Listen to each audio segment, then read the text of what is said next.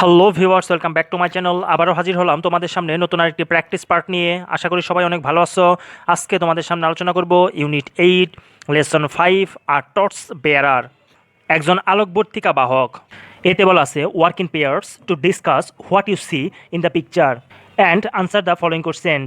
ছবিতে তুমি কি দেখো তা নিচে জোড়ায় জোড়ায় আলোচনা করো এবং নিচের প্রশ্নগুলোর উত্তর দাও। নাম্বার 1-এ বলা আছে who is the senior man among the children. শিশুদের মাঝে প্রবীণ লোকটি কে?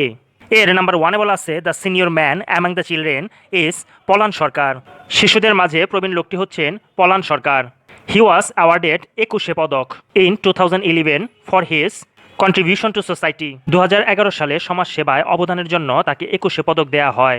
নাম্বার 2-তে বলা আছে why are the children gathering around হিম। শিশুরা কেন তার চারপাশে সমবেত হয়েছে? নাম্বার 2-এর আনসারটি হচ্ছে the children are gathering around him for books. শিশুরা বইয়ের জন্য তার চারপাশে সমবেত হচ্ছে। He started a social movement of distributing books free for charge. তিনি বিনামূল্যে বই বিলি করার এক সামাজিক আন্দোলন গড়ে তুলেছিলেন। নাম্বার 3-তে বলা আছে do you read story books. তুমি কি গল্পের বই পড়ো? How do you collect them. এগুলো কিভাবে সংগ্রহ করো? নাম্বার 3 আনসারটি হচ্ছে yes I read story books. হ্যাঁ, আমি গল্পের বই পড়ি। I collect the books from public library. আমি পাবলিক লাইব্রেরি থেকে বই সংগ্রহ করি। Sometimes I visit the 21 book fair to buy my preferred books. মাঝে মধ্যে আমার পছন্দের বই কেনার জন্য আমি 21 বই মেলাতে যাই। সিতে বলা আছে the grid below has 2 columns. নিচের ছকে 2টি কলাম রয়েছে। Column A has some words taken from the text on Polan Sarkar and column B has their meaning. Polan Sarkar সম্পর্কিত পাঠ্যাংশ থেকে এ কলামে কিছু শব্দ নেওয়া হয়েছে এবং বি কলামে এগুলোর অর্থ দেয়া আছে। Match the words with their meaning. শব্দগুলোকে এদের অর্থের সাথে মিলাও। Use your dictionary if needed.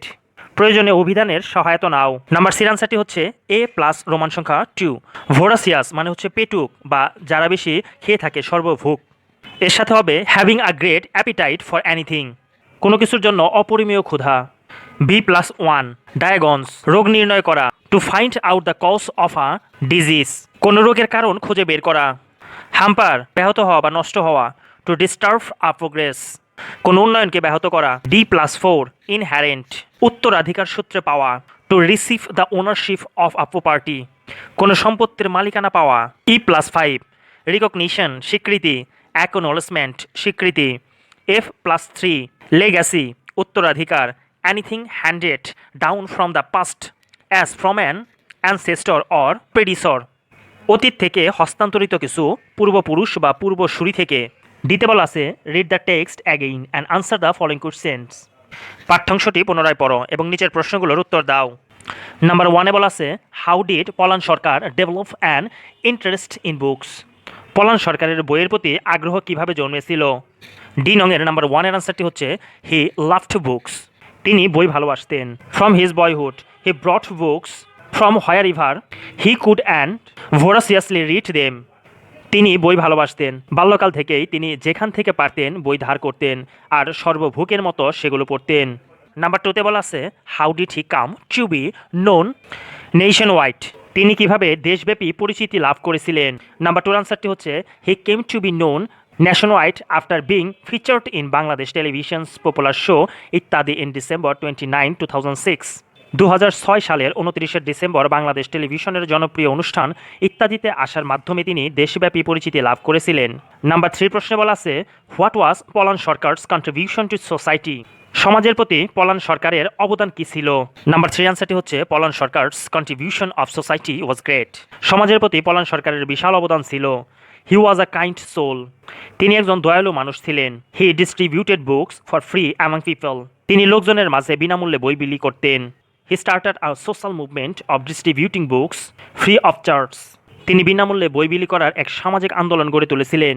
Number 4-এ বলা আছে when did he decide to walk to the doorsteps of the people of distributing books, কখন তিনি মানুষের বাড়ি বাড়ি গিয়ে বই বিলি করার সিদ্ধান্ত নিয়েছিলেন? নাম্বার 4-এর আনসারটি হচ্ছে when he was diagnosed with diabetics in 1992 he decided to walk to the doorsteps of the people for distributing books. 1992 সালে ডায়াবেটিসে আক্রান্ত হওয়ার পর তিনি মানুষের বাড়ি বাড়ি গিয়ে বই বিলি করার সিদ্ধান্ত নিয়েছিলেন। নাম্বার 5 এ বলা আছে how did the adults also become interested in taking books from Polan Sarkar. প্রাপ্তবয়স্করাও কিভাবে পলান সরকারের কাছ থেকে বই নিতে আগ্রহী হয়েছিলেন। নাম্বার 5 এর আনসারটি হচ্ছে the adults also became interested in taking books from Polan Sarkar Singh the enthusiasm among the students for books। বইয়ের প্রতি শিক্ষার্থীদের আগ্রহ উদ্দীপনা দেখে প্রাপ্তবয়স্করাও পলান সরকারের কাছ থেকে বই নিতে আগ্রহী হয়েছিলেন। ইতে বলা আছে fill in the blanks using the words given in the box. বক্সে দেওয়া শব্দগুলো ব্যবহার করে শূন্যস্থানগুলো পূরণ করো। ইনংয়ের আনসারের ক্ষেত্রে অ্যাট ফার্স্ট আমরা এই বক্সের ওয়ার্ড মিনিংগুলো একটু জেনে নেই।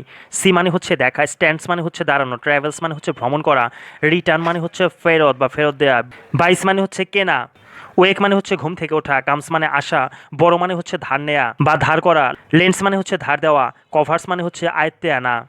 As the people of the village wake in the morning the first thing they see in Polan Sarkar.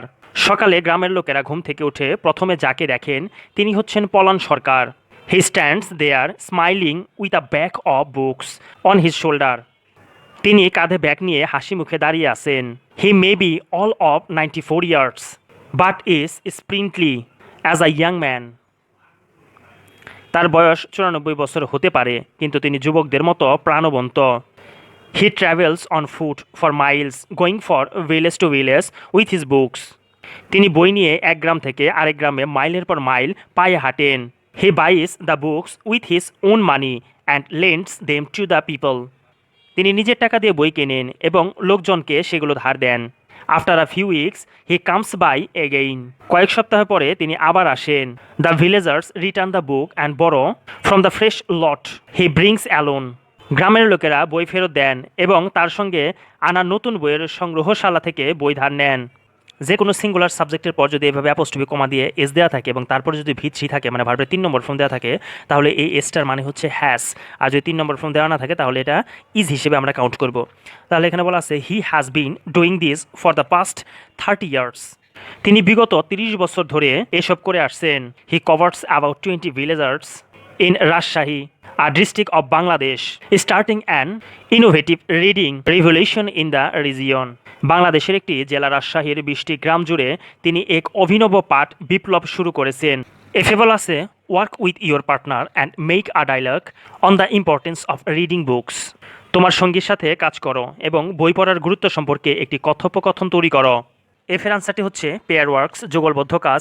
Student 1 hello Nila, ওহে Nila, what are you reading with so much care.